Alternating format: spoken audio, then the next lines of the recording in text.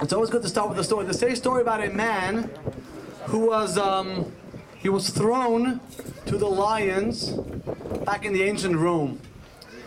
And as he was about to be eaten by the lions, he goes over to the lions and he whispers something in their ears. And the lions don't touch him. So eventually they take him out and they ask him, what exactly did you tell the lions? What did you tell the lions which made them not touch you? So he said, it's very simple. I told them for every bite you take, there's going to be a speech. So I'm warning you, we have lots to say. We're very proud of the boys. And but the most important thing is, I think, to start with a tremendous akar tov to HaKadosh Baruch Hu. It's actually funny to be a vessel of Siyata Dishmaya. I actually spoke to Rabbi Haber a couple of months ago, and I asked him, it's humbling and it's very awesome to feel how everything suddenly starts fitting together. And he said, yeah, welcome to the club. Those were his words. And with that, I'd like to introduce Rabbi Haber.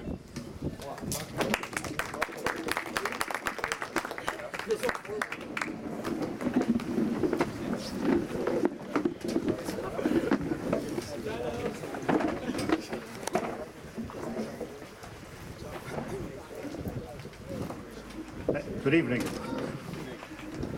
First of all, I just want to say that it's an absolute honor to be part of this club, especially if you, Rabbi Giel, and all of the wonderful staff of a.c.e are part of the club. It's a club I want to belong to, and I'm happy to be here.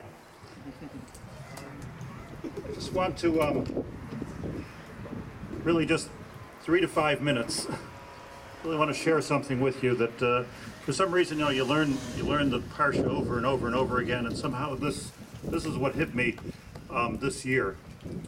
The Torah tells us that there was a nar, child, by the name of, well, we don't know his name, but Rashi says his name was Gershon ben Moshe, and he ran to Moshe Rabbeinu with a report, and he said, Moshe, you have to do something, you have to do something.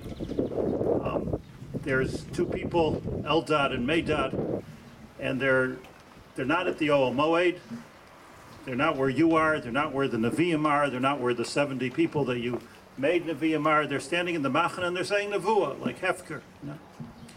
And Aaron got into the picture and he said, this is terrible. Lock them up, Klaim, lock them up, put them in jail, make them do community service. It's terrible, it's terrible.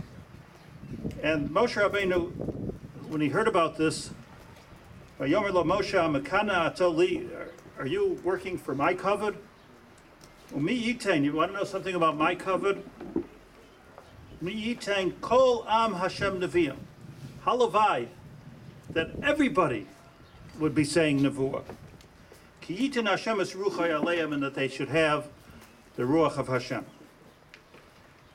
It means that Moshe Rabbeinu had just appointed, he said he couldn't do the job himself, he had just appointed 70 elders, Vayatzil min HaRuach, he took some of his Ruach HaKodesh somehow, and he distributed amongst them, and there was an inner circle. There was an inner circle, and there was a place called the Ohel Moed, and that's where the action was. The action was in the Ohel Moed, and the action had to do with these 70 people in Moshe Rabbeinu. That's where the word of Hashem was coming down. These were the important people. And Gershon ben Moshe notices that there's some people that are not in this circle, who we didn't even know who they are. Eldad and Medad, who are they? Misnavim b'machane. They're sort of going in their own nevuah. And everybody gets all upset, and everybody gets all excited. And Moshe Rabbeinu's response was, there is no inner circle. Moshe Rabbeinu's response was, Mi yitain, halavai, that the Ruach of Hashem should come on everyone.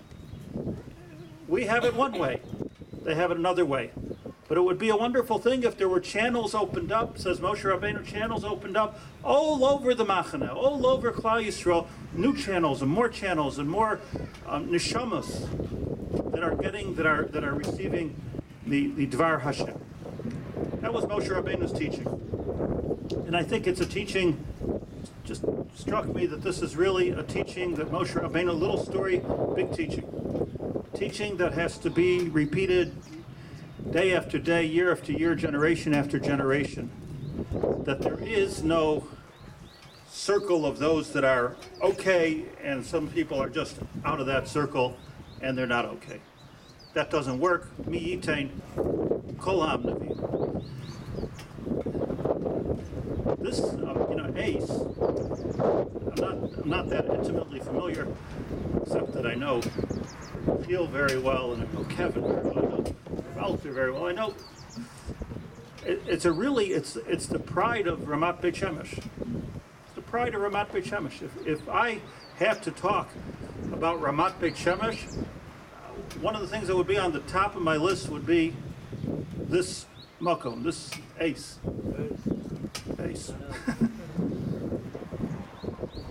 It's not just the B'nai Torah, people like Rav Soloveitchik, B'nai Torah.